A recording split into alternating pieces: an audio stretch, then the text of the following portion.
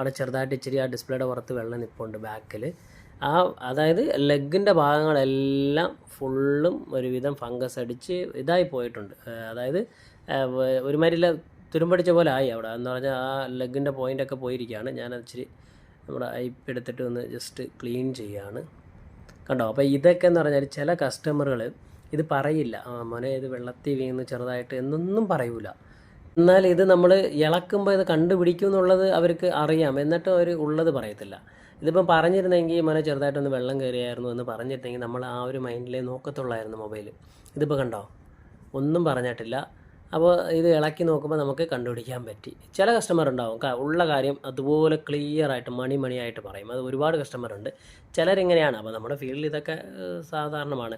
പക്ഷേ ഇതുപോലെ വേറെ വലിയ സെറ്റുകളിലൊക്കെ, അതായത് ടച്ച് ഫോണിലൊക്കെ സംഭവിച്ചിട്ടുണ്ട് മച്ചാനെ. അത് ഒരു രസമാണ്. അത് ചിലർ ഇതിന് വേണ്ടി തന്നെ ഉണ്ട്. ഒരു കംപ്ലൈൻറ്റ് പറഞ്ഞു വരും, അത് ഇളക്കി നമ്മൾ ചെയ്ത്